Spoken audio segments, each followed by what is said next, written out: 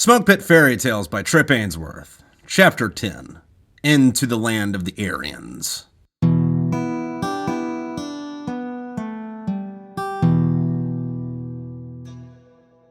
We spent the rest of our time in Al-Qud smoking and playing spades. The 1st Marine Division rode over the border into Iran. Any heavy ground resistance we would have encountered was taken out by the Navy. More lines of dead Iranians and their equipment were left in lifeless pools of blood in the desert. Our battalion's objective was a city called Dezful. The city's buildings ominously silhouetted the setting sun. The sky was hazy. F-18s, Harriers, and Cobras had been blasting the city since before dawn. Through the fires and smoke, I could make out what looked like medieval castles rising up from the horizon. Hank. Yeah, Doc? You remember that castle in Lashkar Gah? The one the Afghans said Alexander the Great built? Yeah. Remember how the ANA would take the Taliban and have donkeys fuck them? I don't think that's what's going on here, dude. I faked a smile. Fowler yelled back from the commander's seat. Yeah, that was just this much more satisfying than just shooting them fucks. When we were about a mile away, the city erupted with fire from every window and every building. Our tires slipped in the sand. McBland, who was now driving, swore. Jets rained fire on the city, completely leveling the first few blocks. When we reached the walls of rubble, everyone besides the drivers and the turret gunners dismounted and took cover behind the debris. The crumbling buildings were a cursed blessing. Machine gun fire kept our heads down. The concrete chunks of the buildings blocked the roads, but their size provided cover enough to move around. The Surbot surveyed our area. All right, Marines. The trucks are going to climb forward over the rubble. We're going to crawl behind them. The vehicle commanders relayed the orders back to the trucks and slugged behind them. The truck snaked over the concrete, the grace of a methed-up epileptic tortoise, bouncing and shaking, moving only inches at a time. It probably would have been fun if we were doing that in the Rockies, and if we weren't getting shot to all hell. Bullets pinged off the vehicles and chipped away at the concrete surrounding us. All the trucks' guns fired at the cyclic rate. We followed the trucks on our bellies, using the rubble for cover. We didn't want to give Haji an open target. Fox Company was spread between the vehicles. The Marines bounded, taking turns firing. The moment we hit the street, the Marines swarmed into the first line of buildings. Cat 1 stayed with the trucks and posted up at a nearby intersection where we could provide supporting fire. We had a squad from Fox held up with us. Eclair was among them. The fire had turned sporadic in our section, but by was no means silent. Jefferson's truck was next to ours behind the intersection. An RPG screamed down the street and Jefferson's truck exploded. Eclair pointed to a building down the avenue and screamed where the enemy was, but before he could finish the sentence, the building exploded. One of our trucks had fired a tow missile, leveling it. Doc sprinted towards the burning vehicle. Fowler, Fonzie, Kyle, 4 Fox Marines, and I followed him. Fire spat from the windows. A Fox Marine ripped open the back door. 2 Marines jumped out and rolled on the ground. They were burning and screaming in agony. 1 Marine pulled out the truck's fire extinguisher, but it had been punctured, rendering it useless. Another Marine had a poncho liner in his pack and tried to smother the flaming Marines. Fowler and Kyle went for the vehicle commander, but he'd been killed on impact. He looked like raw hamburger meat stuffed inside a flak jacket. I threw up. I helped Doc pull the driver's door open. The driver was moaning in his seat. Dear Lord, he looked terrible. He tried to worm out of the seat, but his skin and uniform had melted to the chair. Doc and I tried to yank him, but he howled and didn't budge. The ammunition in the truck started popping off due to the spreading flames. Doc pulled out his K-bar, muttering, Fuck. What are you doing, man? It's the only way, dude. Doc started cutting the Marine's back skin off to release him from the chair. Fire crept up the seat. Blood pooled down Doc's arm, and the driver whimpered. Tears started flowing down Doc's face as he sliced through the meat on the Marine's back. It's okay, man. We're gonna get you out of here. I pointed my rifle down the road so I didn't have to look. I couldn't bear to watch. I was breathing too hard. I didn't have a horrent feeling in my chest, a queasy feeling in my gut. I could feel myself quiver. My eyes were so open I thought my eyelashes were going to scratch my brain. I could hear the knife cutting. Doc was slicing through well-done steak. I couldn't imagine what Doc felt, much less the charbroiled Marine in the driver's seat. Hank! Help me with him! I turned back to Doc. Grab his legs! He grabbed the Marine by the shoulders and we rushed him behind cover. The Marine's seared black skin was bubbling. Blood spewed from his entire backside. Somebody get me a fucking poncho liner! One of the Fox Marines laid a poncho on the ground and we positioned the driver face down. Doc ripped open his medical bag and spilled the contents next to the Marine. Doc's hands shook and sweat beaded on his face. Fowler had shown up next to us. Doc threw an IV at him and said, Put this on him! Doc slathered as much ointment as he could on the Marine and started wrapping him with bandages. When Doc was done, he packed his bag. All right. Who else is hurt? Corpsman is taking care of the others, said a Marine from Fox Company. Doc looked behind him to the other corpsman. Yo, The other corpsman looked up at Doc and gave him a thumbs up. It'll be alright if we can get him on a bird in the next half hour. Doc stared at the driver on the ground. Fowler put a hand on Doc's shoulder. Come on, man. You don't need to be looking at this. Desful took us longer to push through than the cities of Iraq. The Aryans fought bitterly and made us bleed for every block we took. By the 5th day, we had lost almost all of our trucks. We lost hours to a mortar round. Doc hit his head pretty hard in the blast, but besides that, we managed to save our weapons and ammo. Our team was perched up on top of a 3-story brick building that overlooked the mouth of a small river that ran into a valley. Downstream, trees grew out of the water. On either side of the river, there were rows of buildings that blended in with the sand. A series of small waterfalls fed the bowl-shaped basin where the river started. I don't think it was the best position we could have ever been in, but it worked.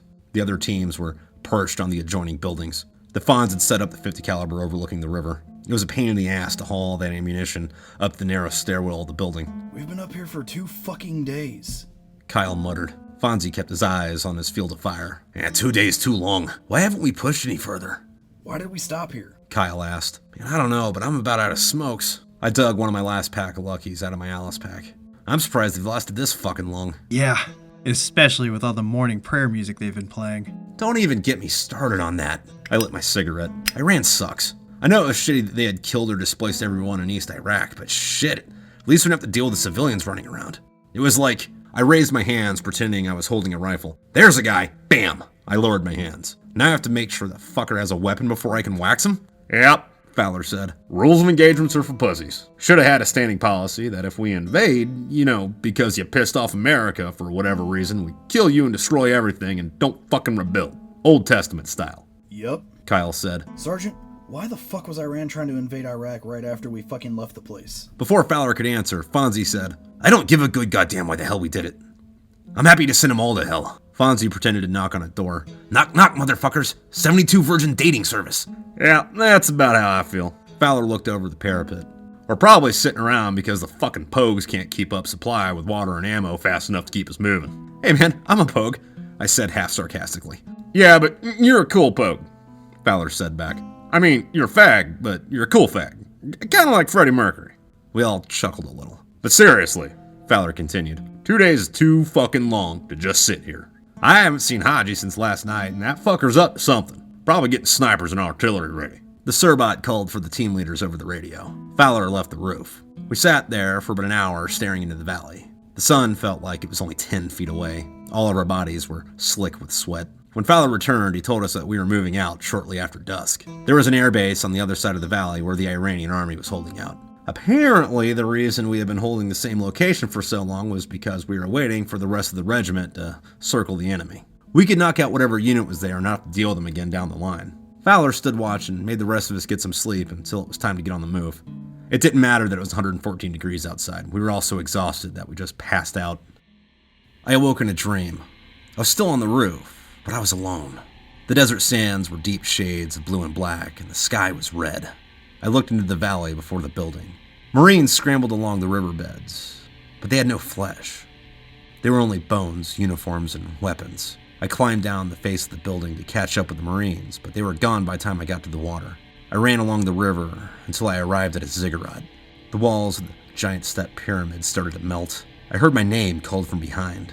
I turned to see a woman walking out of the water. Her body was covered in long black robes. She held her hands in front of her face. They were wrapped with prayer beads. The woman pulled the black drapes from her head, and it was satin.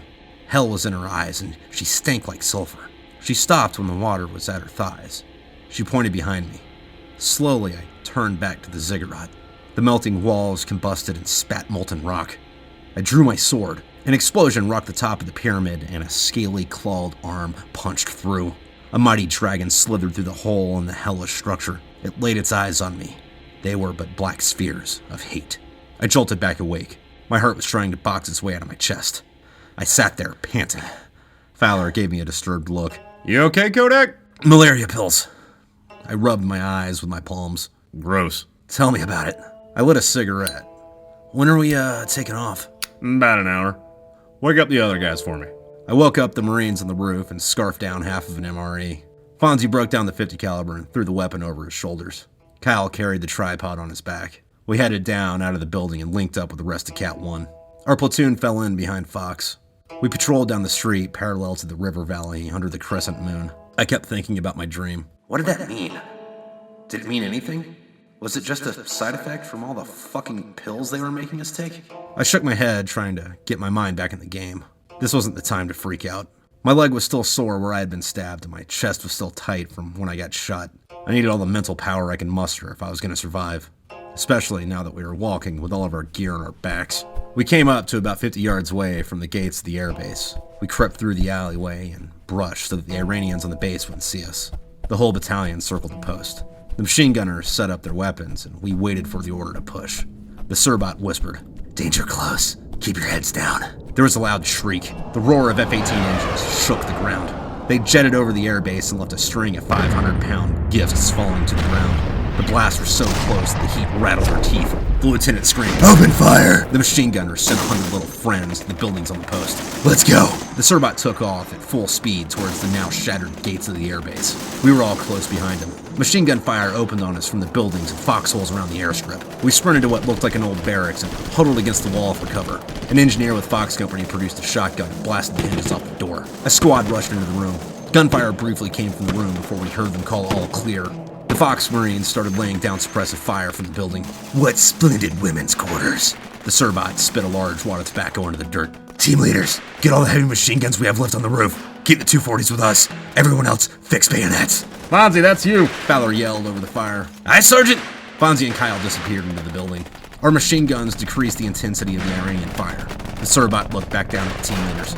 "All right, gents. On my command, everyone with 203 rounds left, hammer the foxholes in the line in front of us. Immediately after that, we charge the platoon. Don't let anything you're in that hole with live." The Marines who still had 40mm grenade rounds left readied them. Our machine gun fire intensified. "Fire!" The volley of grenades launched into the Iranian line with heavy thumps. I lifted myself off the ground and sprinted with Cat 1 across no man's land towards the enemy front, my rifle leveled in front of me with bayonet, the modern spear. The surviving Iranian soldiers hurled bullets towards us. We let out our war cries. I jumped over a small berm built in front of a foxhole and came down into a soldier who tried to point his weapon at me. As I landed, I thrusted my bayonet into his neck and sank into the hole. Putting my boot on his face, I pulled out my weapon, then stabbed him 6 or 8 more times to make sure he was dead. I raised just enough of myself out of the hole to point my rifle back at the enemy.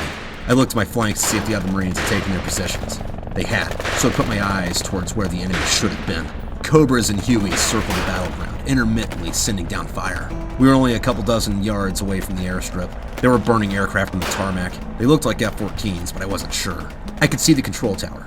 Machine gun nests surrounding it. The helicopters were taking care of them. One of the Cobras strafed the tower, raining down steel and hate. A rocket let a column of fire towards the helicopter from the tower and slammed into its hull. The Cobra's metal guts spilt to the ground, killing the Iranian soldiers under it. The bird started to spin and drift away from the tower. It hit the sand hard with its belly. Its rotors dug into the dirt between the runway and us. It burned. Iranian bullets chewed holes in the bird. The canopy didn't open. "Machine gunners, suppressing fire!" the Surbot ordered. "Bravo section, come with me!" The Surbot jumped out of his foxhole and sprinted towards the burning Cobra. We hauled ass after him. We jumped into the prone around the downed helicopter and shot at the enemy. Fowler broke open the canopy with a crowbar and pulled out the pilots. They were bruised up, but nothing terribly serious. Doc looked them over. Gunfire intensified around us. The hail of bullets was getting too strong. The Surbot, with his ever-present grimace and mouthful of tobacco, surveyed the area. "There's a trench right before the tarmac. We'll get shot to shit if we try back for the line." We running or crawling, sir? Fowler asked. The Surbot grabbed his radio. "Alpha section, Cat 1 actual. Focus all fire on the pillboxes. Fire on cyclic." The Surbot looked at the pilots and said, "Can you run?" Doc answered him. I don't think they can, sir. The Surbot grabbed one of the pilots and threw him over his shoulders. "Why don't you grab the other one?" Then, with an injured Marine on his back and a rifle in his hand, the Surbot sprinted towards the tarmac, firing one-handed along the way. Doc lifted the other pilot and sprinted after the lieutenant. The rest of us ran a few feet around Doc with our weapons facing outwards, firing at anything we saw. About halfway to the trench, I took a bullet to the right thigh and face planted onto the ground. Ah, damn it! I grabbed my leg and squirmed. That was the good leg! I rolled over and tried to start crawling towards the trench. 2 other Marines were lying on the ground. Bullets hit the dirt around me. I brought my weapon up and pointed towards the Iranians to our right and squeezed off a few rounds. Another sting of rounds impacted around me. This time I caught 2 on my left shoulder. I screamed and slammed my head into the dirt. I looked back up. My vision was getting blurry from the loss of blood. I saw Doc dragging one of the other wounded Marines to the trench. I rolled around and started crawling back towards the helicopter with one good arm and a bum leg. I was about back to the burning Cobra when another round shot through my left side, right below my armpit. I groaned and coughed up blood. I tried to swear, but there wasn't enough strength in my chest. I tried crawling again, and more rounds grazed my back. It would have been alright if I still had a plate in my flak jacket, but I switched it to the front and it got shattered in Iraq.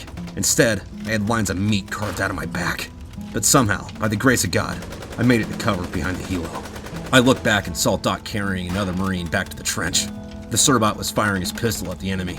He must have been out of ammo. A squad of Fox Company Marines were crawling towards me, but they were getting pinned down. Haji wasn't fucking around anymore. I tried to open my med kit, but it was on my left side, and that arm wasn't cooperating. I leveled my weapon towards the enemy and laid face down. I wasn't worth much anymore, but if those fuckers showed up, I could probably take one or two with me. My vision started going dark and things started getting cold. I thought, I guess dying wouldn't be too bad. At least I won't have to shave anymore. Bullets ripped through the helicopter behind me. I tried to growl, but it probably sounded more like muffled blubbling. I didn't want to die. I tried looking for something to motivate me to keep fighting for my life. I drew blanks. I looked at the dirt under my face and there was a puddle of blood I had spat up. Goddamn fucking Iranians! I gnashed my teeth and scowled. I forced myself to crawl to the edge of the burning wreckage, thinking, man, if I'm biting the dust, I'm taking a few more of those fuckers with me. My vision was too bad to see anything more than muzzle flares, so I emptied my magazine at that. I reached for another mag with my bloodied, malfunctioning arm. The sand in front of me spat up from the impacting rounds. I tried to roll, but I wasn't in the best state to do that. A line of bullets raked my left side, putting more holes in my left arm, and new ones in my left leg and guts. I tried to push myself up. I tried to roll. I tried to fucking do anything. All I managed was chattering my teeth. And all I could do was bleed and hurt. I didn't understand why my lips were so dry because my mouth was full of blood. The game was over. Fuck it, I'm out. I guess this is God's way of saying you're fired. Then something grabbed the back of my flak jacket and turned me over. I looked up. Doc! Hold on, buddy. I'm getting you out of here. Doc looked like shit. He too was covered in blood. His uniform was ripped to shreds, covered in soot and carbon. I tried to ask him where the fuck he's been all my life, but we can effectively translate that to whimpers and tears. I know, man. Doc hoisted me up over his shoulders and started sprinting to the Fox Company Marines behind us. Dirt, blood, and sand flew up from the ground around us. Doc's shoulders ground into my guts from the bounce of the run. I could feel more blood spilling out of my body. God damn it, Doc. I was okay with dying. Why the fuck did you have to come make me do more work? I grabbed the pistol Doc had on his belt and fired behind us. If I had the strength, I would have been swearing enough to put the Fonz to shame. There was a blast. Then nothing but silence and darkness. Hi everybody, thanks for listening to Smokepit Fairytales Chapter 10! I'd like to thank my voice actors. Who was in this one? Dan Brady, Matt Kubski-Cavicius, and Chuck Lavaki. And then thanks to the, War Chest and Patreon people who've bought in the War Chest and people who support me on Patreon. I'm not quite sure how I'm spacing these out yet. I don't think it's a see you next week. I think it's I'll see you tomorrow. It might be I'll see you tomorrow. If not, it'll be in a few days. All right, well, with that said, I will catch you soon.